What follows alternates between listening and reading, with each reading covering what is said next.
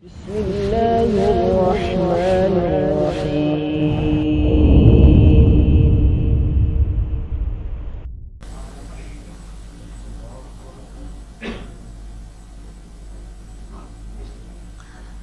Assalamualaikum warahmatullahi wabarakatuh.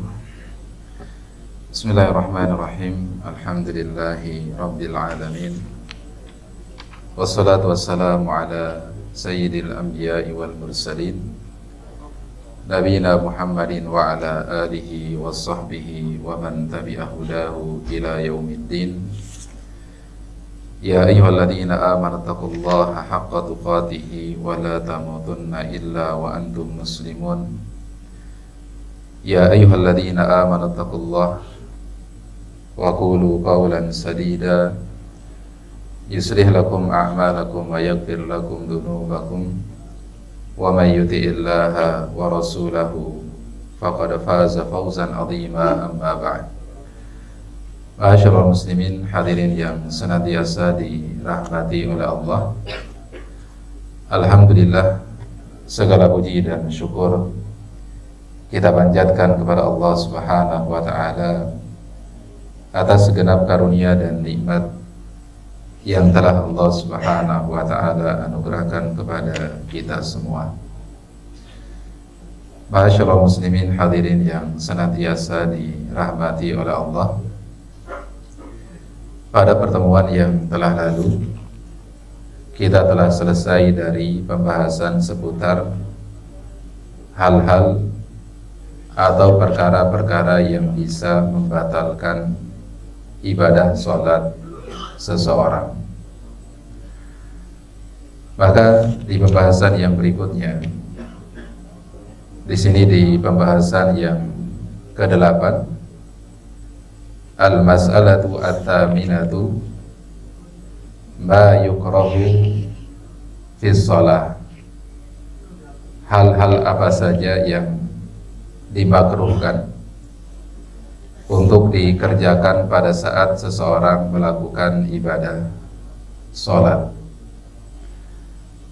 Dan tentunya ketika disebutkan makruh, apalagi kemudian berbicara terkait tentang masalah fikih, maka yang dimaksudkan dengan makruh di sini adalah makruh sebagaimana yang didefinisikan oleh para ulama ahli fikih.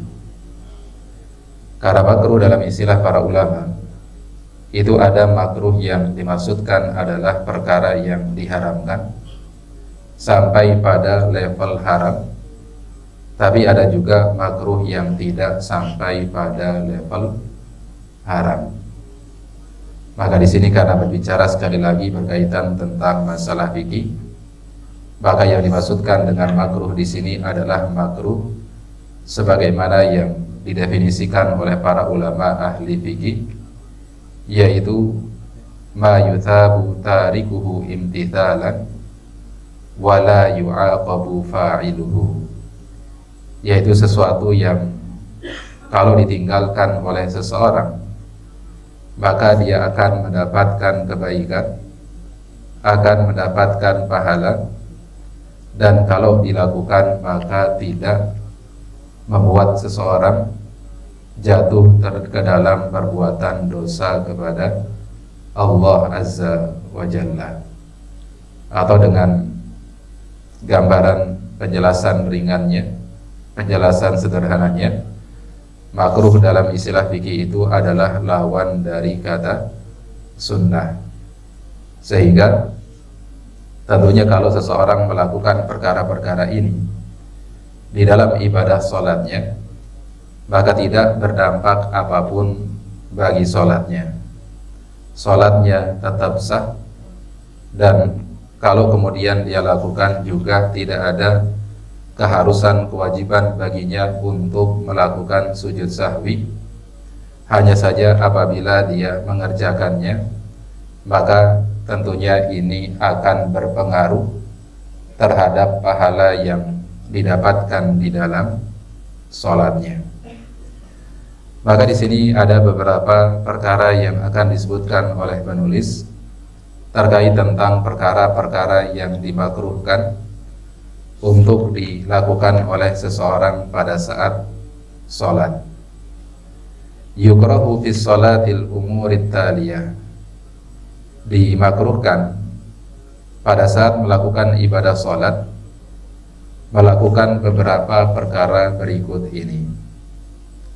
Awalan, yang pertama, al-iktisaru 'alal Fatihati fi rak'ataini al-awlayaini, yaitu seseorang hanya mencukupkan membaca surah Al-Fatihah saja, terutama di 2 rakaat yang pertama. Misalkan dalam sholat subuh, dia hanya membaca surah Al-Fatihah saja di rakaat yang pertama dan kedua. Begitu pula misalkan di sholat zuhurnya, asarnya, maghribnya, dan isyanya, di rakaat yang pertama dan keduanya dia hanya cukupkan dengan hanya membaca surah Al-Fatihah saja, tanpa melanjutkan dengan bacaan-bacaan dari ayat-ayat atau surah-surah tertentu setelah ia membaca surah Al-Fatihah. Kenapa hal ini dikategorikan adalah perkara yang dimakruhkan? Kata penulis, limukhalafati dzalika li sunnatin Nabi sallallahu alaihi wasallam wa hadyihi fis shalah. Karena ketika seseorang sengaja hanya mencukupkan dengan membaca surah Al-Fatihah saja di rakaat yang pertama dan rakaat yang kedua, maka perbuatan ini adalah perbuatan yang menyelisihi dari apa yang menjadi kebiasaan dan apa yang dilakukan oleh Nabi Sallallahu Alaihi Wasallam di dalam salat beliau. Karena Nabi Sallallahu Alaihi Wasallam di dalam salat-salat yang beliau lakukan, maka Nabi Sallallahu Alaihi Wasallam tidak mencukupkan bacaannya di rakaat yang pertama dan yang kedua dengan hanya membaca surah Al-Fatihah saja. Tapi beliau Sallallahu Alaihi Wasallam juga membaca ayat atau surah-surah yang lainnya. Bahkan dalam salat-salat yang sifatnya adalah salat sunnah, Nabi Sallallahu Alaihi Wasallam senantiasa membiasakan diri beliau tidak hanya dicukupkan dengan membaca surah Al-Fatihah saja di rakaat yang pertama dan juga rakaat yang kedua. Bahkan dalam salat-salat yang dianjurkan bagi seseorang untuk diringankan bacaannya, seperti misalkan ada beberapa salat yang lebih disukai pada saat kita salat justru tidak membaca surah-surah yang panjang, tapi lebih disukai untuk membaca surah-surah yang pendek. Contoh misalkan, ya pada saat seseorang melaksanakan sholat sunnah qabliyah subuh misalkan, maka yang dianjurkan dibaca adalah di rakaat yang pertama setelah membaca surah Al-Fatihah membaca surah Al-Kafirun, dan di rakaat yang kedua setelah membaca surah Al-Fatihah lalu kemudian membaca surah Al-Ikhlas. Sama halnya dengan bacaan yang dibaca seperti itu tadi adalah ketika seseorang misalkan setelah selesai tawaf 7 kali mengelilingi Ka'bah, maka di antara anjurannya adalah melaksanakan sholat sunnah 2 rakaat dengan membaca di rakaat yang pertama yaitu surah Al-Fatihah dan juga surah Al-Kafirun, dan di rakaat yang kedua surah Al-Fatihah dan juga surah Al-Ikhlas. Maka ini ya sekali lagi, bahkan dalam salat-salat yang dimana Nabi Sallallahu Alaihi Wasallam melaksanakan salat tersebut dengan diringankan rakaatnya, Nabi Sallallahu Alaihi Wasallam tetap usahakan tidak hanya beliau cukupkan membaca surah Al-Fatihah saja di rakaat yang pertama dan rakaat yang kedua, akan tetapi Nabi Sallallahu Alaihi Wasallam juga berusaha membaca surah-surah atau ayat-ayat yang lainnya. Dan Di antara kaidah yang disampaikan oleh para ulama, perkara yang hukumnya makruh itu bisa berubah menjadi perkara yang dibolehkan kalau memang ada kebutuhan-kebutuhan tertentu. Kalau memang ada situasi dan kondisi tertentu yang menyebabkan seseorang misalkan harus melakukan perkara yang makruh tersebut, maka kalau ada kebutuhan-kebutuhan tertentu, kondisi-kondisi mendesak yang mengharuskan seseorang untuk melakukan perkara yang makruh tersebut, maka otomatis hal tersebut tidak lagi menjadi perkara yang makruh baginya, tapi bisa jadi menjadi perkara yang diperbolehkan. Bisa jadi menjadi perkara yang diperbolehkan. Contoh misalkan pada saat seseorang akan melaksanakan sholat sunnah, katakanlah sholat sunnah qabliyah atau melaksanakan sholat sunnah tahiyatul masjid, lalu ternyata waktu yang tersisa hanya sedikit saja yang tersisa baginya untuk melaksanakan sholat sunnah tersebut, karena tidak lama lagi mungkin akan dikumandangkan iqamah. Maka di saat yang seperti itu, karena ada hajat tertentu, karena ada kondisi-kondisi tertentu, maka sekali lagi dalam kaidah yang disampaikan oleh para ulama, sesuatu yang hukumnya makruh bisa berubah menjadi perkara yang dibolehkan kalau memang ada hajat-hajat tertentu. Ya, apalagi tentunya ya pada saat kemudian dia meninggalkan perkara atau pada saat dia mengharuskan melakukan perkara yang makruh tersebut, ada hal-hal yang jauh lebih utama yang ingin dia dapatkan. Ya, seperti misalkan tadi, karena tentunya agar seseorang bisa bertakbiratul ihram bersama imam, itu jauh lebih baik dibandingkan dengan apa? Dengan tidak bertakbiratul ihram bersama dengan imam. Kemudian yang kedua di antara perkara yang juga dimakruhkan oleh para ulama yang dilakukan ketika seseorang melaksanakan ibadah sholat adalah tikrarul Fatihah, yaitu seseorang di dalam sholatnya senantiasa mengulang-ulang bacaan surah Al-Fatihah. Mengulang-ulang di sini tentunya mengulang lebih dari satu kali, karena kalau baca surah Al-Fatihah itu tentunya termasuk bagian dari rukun sholat yang tidak boleh ditinggalkan. Tapi kalau seseorang kemudian mengulangi bacaan surah Al-Fatihah lebih dari satu kali, maka ini adalah perkara yang dimakruhkan. Wa dzalika li mukhalafatin sunnatin Nabi sallallahu alaihi wasallam. Dan sama sebagaimana alasan yang pertama tadi, bahwasanya mengulang membaca surah Al-Fatihah dalam satu rakaat itu juga menyelisihi sunnah Nabi sallallahu alaihi wasallam, menyelisihi kebiasaan Nabi sallallahu alaihi wasallam, di mana Nabi sallallahu alaihi wasallam di setiap salatnya beliau cukupkan membaca surah Al-Fatihah hanya satu kali saja tanpa mengulang-ulangnya. Walakin in karrarha li hajatin ka'an yakuna fatahul khusyu'u wa huduril qalbi 'inda qira'atiha fa arada tikraraha liyahdura qalbahu fala ba'sa bidzalika. Akan tetapi kalau seseorang misalkan ia mengulangi pembacaan surah Al-Fatihahnya, dia baca surah Al-Fatihah lebih dari satu kali karena ada kebutuhan, karena ada kondisi dan situasi tertentu, seperti misalkan pada saat mungkin dia membaca surah Al-Fatihah di bacaan yang pertama, ternyata dia hanya sebatas membaca saja tanpa kemudian menghadirkan hati yang khusyuk, tanpa kemudian mendalami dan mentadabburi daripada ayat-ayat yang dibacanya. Lalu kemudian dia mencoba untuk mengulangi bacaan surah Al-Fatihah dengan menghadirkan kehusyuan di dalam hatinya, dengan mentadabburi setiap ayat yang dia baca, maka ini adalah perkara yang diperbolehkan.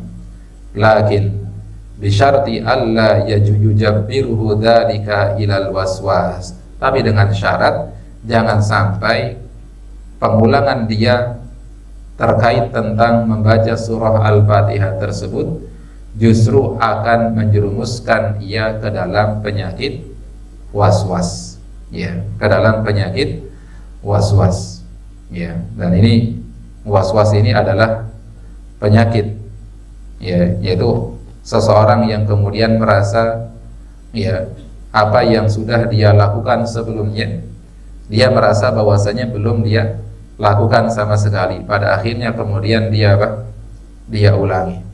Atau kemudian perasaan bahwasanya apa yang sudah dia kerjakan tadi itu belum sempurna, lalu kemudian dia ulangi lagi, ulangi terus sampai kemudian dia merasa sudah sempurna. Maka ini namanya apa?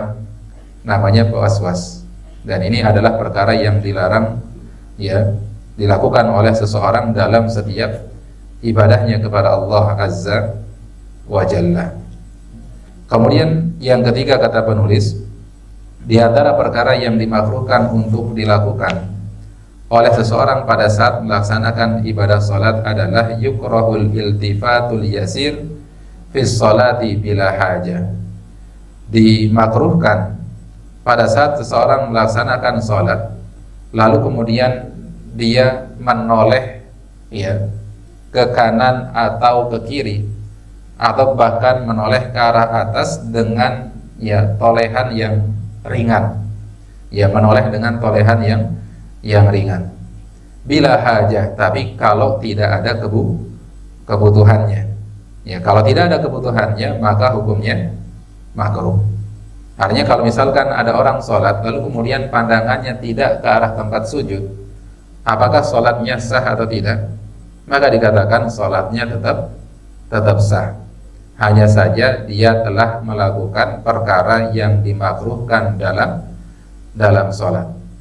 Tapi kata penulis, kalau kemudian seseorang melakukan hal tersebut karena ada hajat tertentu, karena ada kebutuhan tertentu, kamanihtaja ila an yanfula an yasarihi fis salati talatan idza asabahul waswas. Sebagaimana kalau ada orang yang menoleh ke kiri, tujuannya untuk apa? Tujuannya untuk meludah, bukan meludah. Nafal itu seperti meludah, tapi yang keluar sedikit. Itu namanya apa? Namanya apa, Pak? Meludah, tetap namanya meludah. Meludah itu bukan namanya. Jadi bukan meludah yang banyak, dikeluarkan ludahnya, enggak. Hanya sebatas tuh gitu. Ya. Ini dia, ya, dia apa? Dia meludah ke sebelah kiri, dan ini dianjurkan pada saat seseorang merasa apa? Enggak khusyuk di dalam sholatnya, pada saat seseorang merasa diganggu oleh syaitan di dalam sholatnya, maka disunahkan untuk apa? Untuk meludah ke sebelah kiri. Tapi pastikan pada saat meludah ke sebelah kiri itu enggak ada siapa? Enggak ada orang di sampingnya.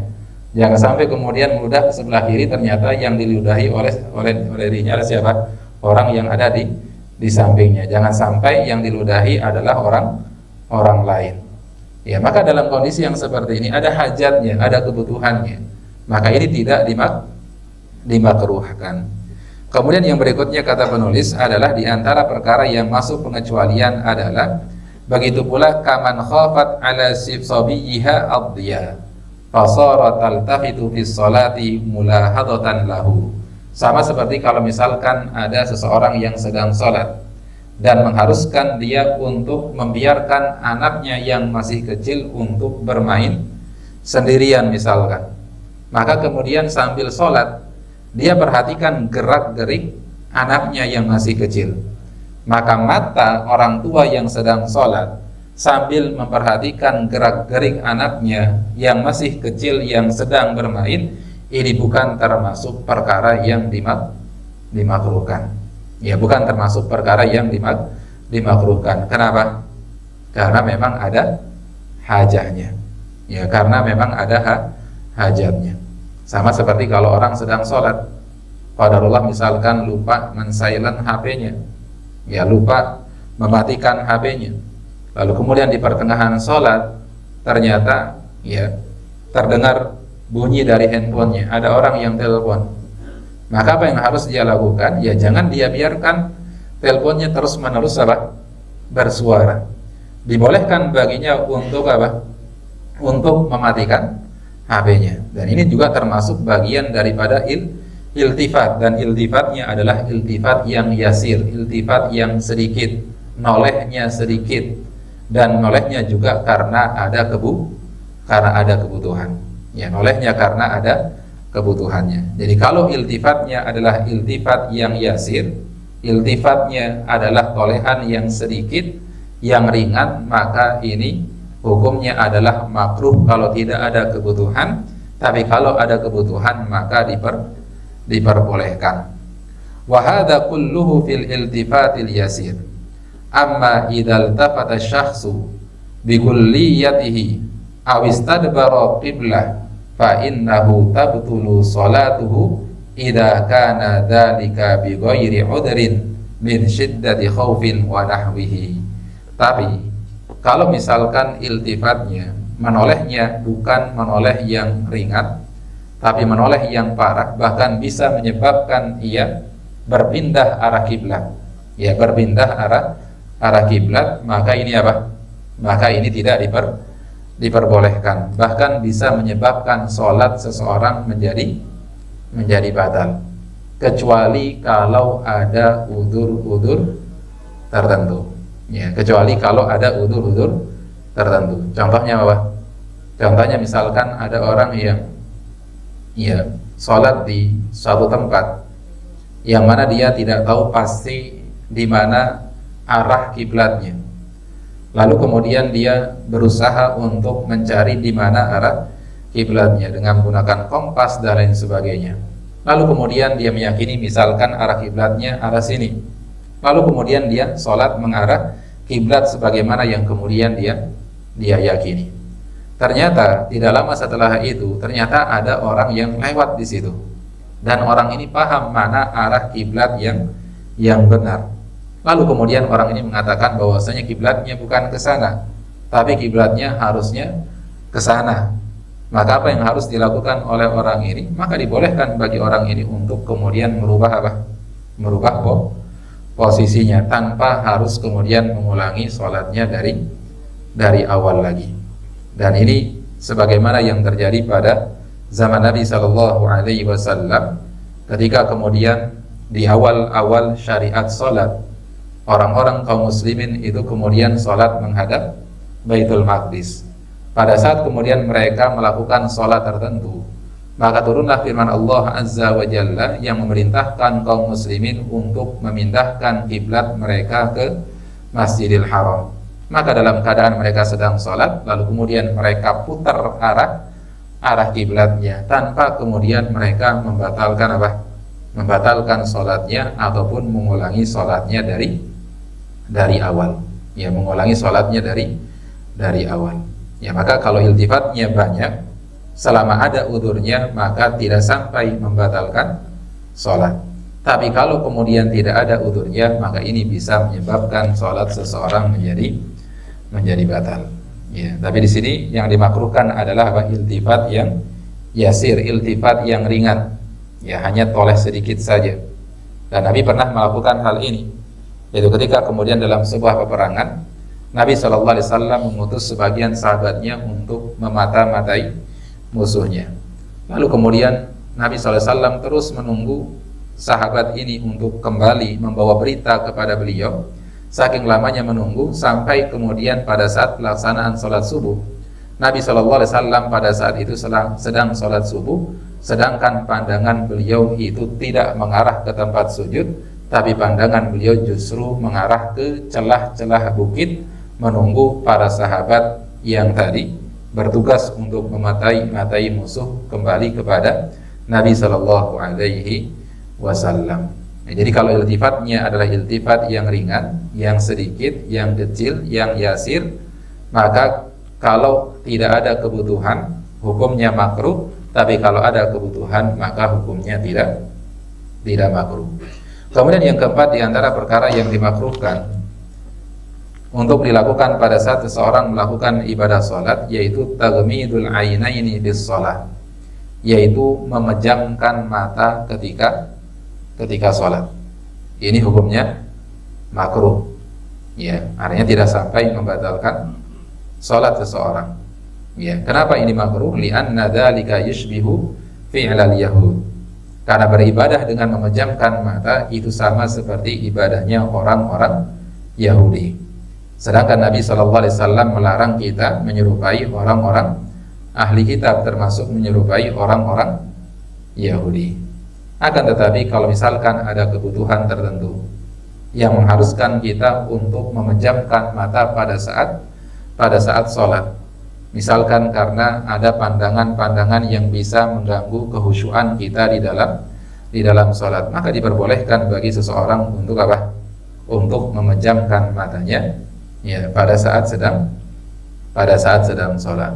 Ya, jadi intinya adalah perbuatan-perbuatan yang makruh itu bisa berubah menjadi boleh kalau ada apa? Kalau ada hajatnya, kalau ada kebutuhannya, kalau ada kondisi dan situasi tertentu.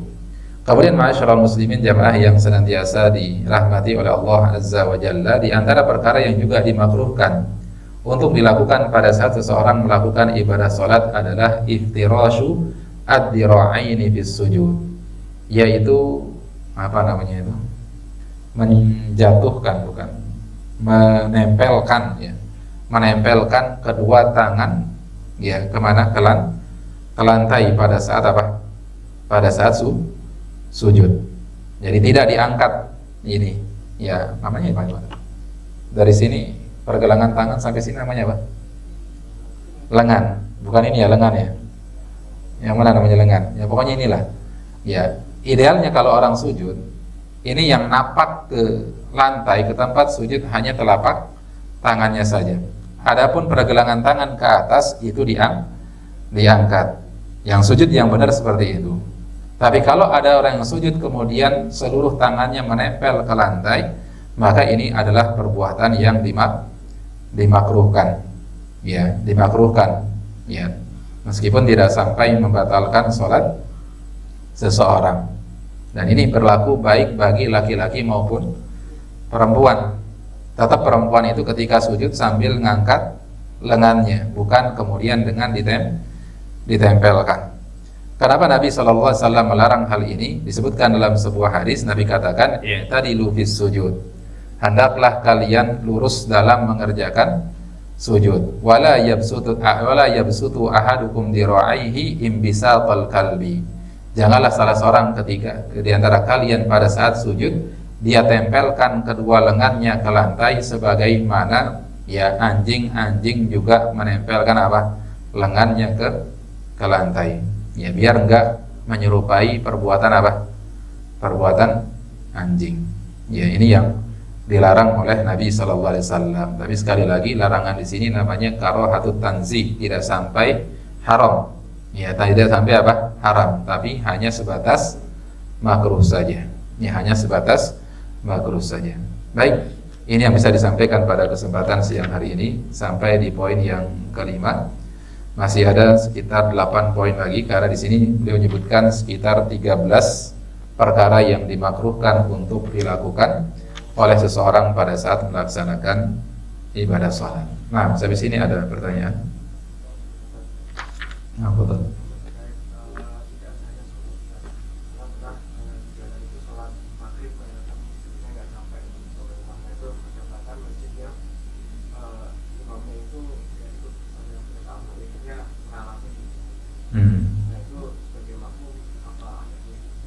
Ya, kalau misalkan kita bermakmum di belakang imam yang bacaan surah Al-Fatihahnya itu parah, bahkan kesalahannya sampai pada lahan jari yang bisa merubah makna, ya, maka apa sikap yang tepat yang hendaknya kita lakukan sebagai seorang makmum? Bisa milih satu di antara dua hal. Yang pertama adalah kita kemudian keluar dari jamaah tersebut, lalu kemudian sholat sendirian. Atau yang kedua adalah namanya mufaroqah. Sama mufaroqah ini adalah juga keluar dari jamaah sebenarnya. Akan tetapi kita tetap ngikutin imamnya, hanya saja niat kita apa?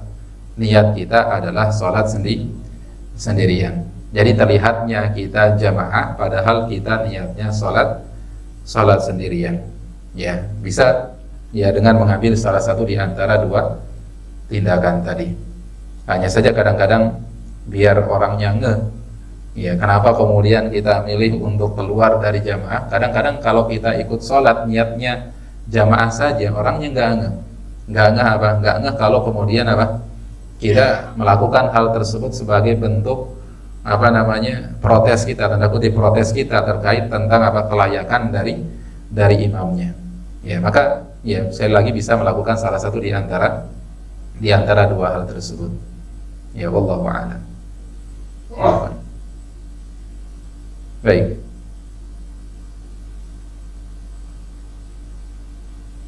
Ada lagi Pak pertanyaan? Nah, masalah terakhir ya. Assalamualaikum warahmatullahi wabarakatuh.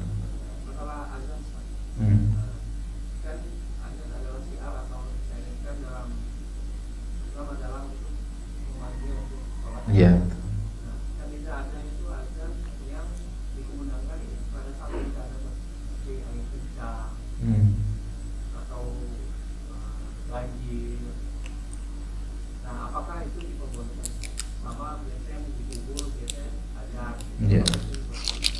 Iya.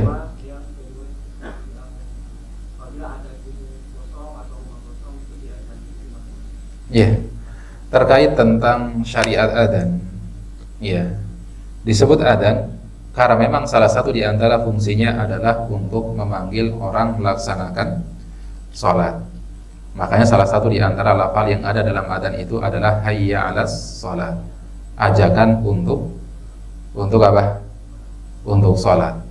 Ya, jadi ya sebenarnya kalau kemudian kita perhatikan syariat adzan ini sekali lagi tujuan dan hikmah daripada disyariatkannya adzan adalah hanya sebatas untuk apa? Untuk memanggil sholat saja, bukan untuk hal-hal yang lainnya. Ya, bukan untuk hal-hal yang lainnya. Meskipun kita tidak menafikan ada sebagian para ulama yang kemudian apa? Membolehkan dan mensyariatkan untuk mengadzankan bayi yang baru lahir. Ada sebagian pendapat seperti itu. Namun kalau kemudian kita kembali kepada pendapat-pendapat yang jauh lebih tepat, yang jauh lebih kuat dalam masalah ini, maka tentunya yang namanya adzan itu hanya disyariatkan pada saat seseorang mengajak orang lain untuk sholat. Demikian pula pada saat terjadi angin kencang. Pada saat angin kencang itu bukan adzan. Harusnya baca doa sebagaimana doa yang diajarkan oleh Nabi. Apa doa Nabi SAW? Allahumma inni as'aluka khairaha wa khaira ma ursilat bihi wa a'udzubika min syarriha wa syarri ma ursilat bihi. Atau ayat yang lain, Allahumma inni as'aluka khairaha wa khaira ma fiha wa khaira ma ursilat bihi wa a'udzubika min syarriha wa syarri ma fiha wa syarri ma ursilat bihi. Itu doa yang diajarkan oleh Nabi sallallahu alaihi wasallam. Jadi tidak semua kemudian setiap ada hal-hal tertentu kemudian ya seseorang mengumandangkan adzan. Ya, karena sekali lagi syariat adzan ini adalah berlaku hanya untuk memanggil orang-orang untuk melaksanakan sholat. Ya, hanya untuk memanggil orang-orang yang melaksanakan sholat. Dan kita sudah membahas ya perkara adzan ini. Bagaimana kemudian keutamaannya. Kalau kita perhatikan redaksi dan teks-teks hadisnya, yaitu berkenaan tentang masalah sholat saja, tidak dengan hal-hal yang lainnya. Wallahu a'lam bishawab. Ini yang bisa disampaikan pada kesempatan siang hari ini. Semoga bermanfaat. Wallahu ta'ala a'lam bishawab. Subhanakallahumma wa bihamdika asyhadu an la ilaha illa anta astaghfiruka wa atubu ilaik. Wa sallallahu ala nabiyyina Muhammadin wa ala alihi wa sahbihi wa sallam. Walhamdulillahi rabbil alamin. Assalamualaikum warahmatullahi wabarakatuh.